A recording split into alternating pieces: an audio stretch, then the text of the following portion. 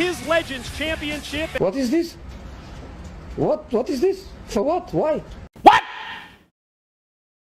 What the fuck? What's your name, kid? Legends Championship. Legends Championship. That's the best you got? Yeah. Oh, that sucks. It's time for the World Television Championship matchup. He is your TNA Television Champion, Robbie E. Here he is, World Television Champion. Can believe it. These videos are not for children. If you are a children, then piss off.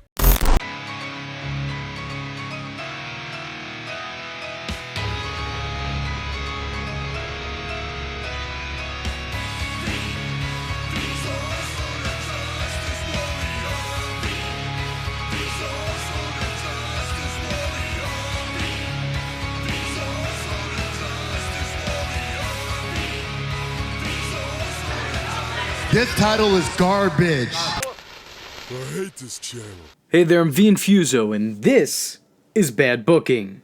And this is a bad booker. And this is Bad Booker. And Bad Booker is where our story truly begins. A megastar group was formed in TNA called the Main Event Mafia, with every member of that team being a former world champion. The group was padded out with the likes of Scott Steiner, Kevin Nash, Sting, Kurt Angle, and Booker T. Since Book was new to both the group and TNA at the time, it was decided he needed a little extra oomph. Both Sting and Kurt Angle were competing for the TNA World Championship, so Booker instead decided to take a page out of Taz's book and create an unsanctioned championship. You know, just so he had something to carry around with him, I guess. And like Taz's situation, it was poorly thought out. And the belt, which was supposed to be non-canon and unofficial, began to be featured and defended on shows. The belt was called the Legends Championship. And strangely enough, it had a giant TNA logo in the center of it. It's weird that you'd want that there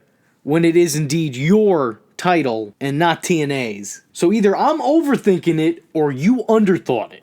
But either way, there's a real problem here. The Legends Championship would wind up being put up on the line, and Booker was eventually dethroned by AJ Styles, who, while an all-time great, was still notably not quite a legend just yet. Still great though. The win would also make the title officially sanctioned, and more importantly, this win would also make its name make little to no sense whatsoever. I always wondered about this angle. If you were in fact to make a Legends Championship, and really make it properly, how would you dictate who competed for it? Like, would it be based on age or time in the business? Or by overall accomplishments? Like, what I'm saying is, if Coco Beware shows up to a TNA Impact, does he get a title shot? I'm just asking the questions here. Oh yeah, and this reign would also make AJ Styles TNA's first ever Grand Slam champion. What an accomplishment. The belt would change hands between Kevin Nash and Mick Foley after. And yeah, see, okay, that is the type of rivalry I'd expect to see from a Legends Championship. I mean, it's not a feud I'd like to see, but it's a feud that I would expect to see. Nash would eventually drop the belt to Eric Young, who would rename the belt the TNA Global Championship. Eric would claim that he'd defend the belt all over the globe, which to his credit, he did. The belt's new gimmick was that it would be defended anywhere but on American soil. It's kind of weird that such a title would exist when the belt was part of an American promotion, but hey, I'm sure that'll make those European house tours a lot more fun. Or not, you know, whichever. Probably not. The following year, AJ Styles would regain the title from the man who would dethrone Eric Young, that man of course being the Freak Rob Terry. And this win would start yet another chapter in the belt's already growing legacy, renaming it now to the TNA Television Championship. And at this point, I'm already exhausted. It could only get better from here, right? The TV title traded hands between the likes of Doug Williams, Abyss, Devon, Robbie E., Gunner, and a whole bunch of vacancies. With the new title name came another Eric Young title reign. And with that new reign came a new gimmick, as Eric Young vowed to only compete against TV stars to defend his championship. Oh, that Eric Young, he always takes things a bit too literally, doesn't he?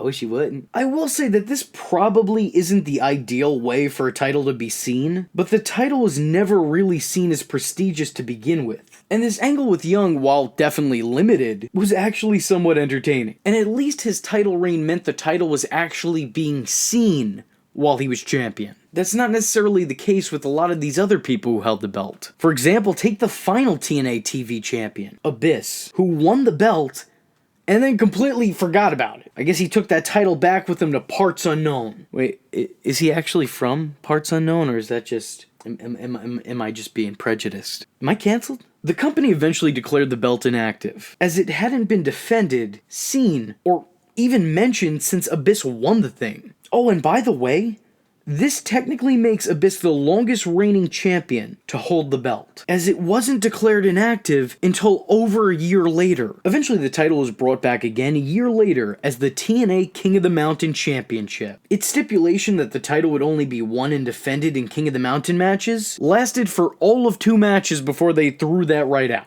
The first King of the Mountain champion was none other than Jeff Jarrett, because of course it was. The self-proclaimed King of the Mountain matches would take a page from his buddy Vince Russo's book and immediately vacate the championship. PJ Black, Bobby Roode, and Eric Young would all have runs with the belt before Lashley would eventually win it, along with the X Division and World Championships. He attempted to unify all his belts but was ultimately denied. So enraged, he threw the belt down to the floor, and that belt would never be seen again. What a fitting ending. The title died a slow, painful death before it was eventually replaced by the Impact Wrestling Grand Championship, which, while not a well-received concept, it was at least a different championship. I honestly thought they were just going to bring the thing back again. And maybe the TNA Grand Championship will get its own video on here at some point in time. But for now, here's the Spark Notes edition. The matches had rounds and the belt was off their programming in under 3 years. The TNA Legends Global Television King of the Mountain Championship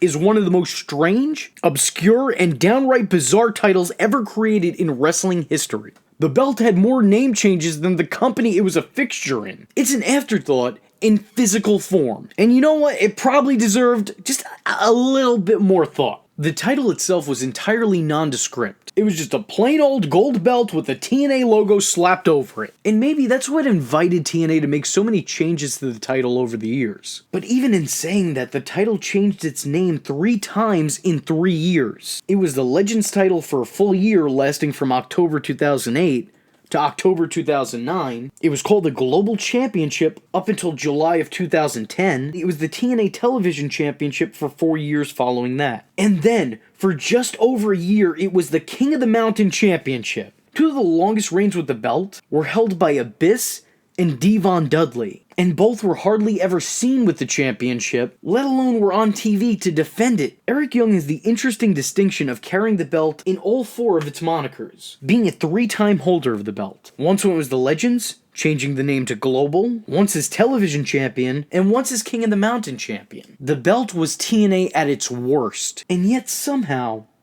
and hear me out here, this championship is kinda symbolic of the company in of itself. Because like TNA, GFW, Impact Wrestling, whatever they call it nowadays, not only did both go through a huge identity crisis, but both refused to die. Well, let me tell you something, brother. You're watching the Social Injustice Warrior V Infuso's channel, dude. So if you like the words that came out of his mouth hole, and you too want to become a V-tard, don't forget to like and subscribe, and click that little bell icon to get updates and notifications. Ooh, tell him what up, Mach. Ooh, yeah. Follow the man on Twitter, yeah, because we all know it's not stalking if it's on the internet, yeah.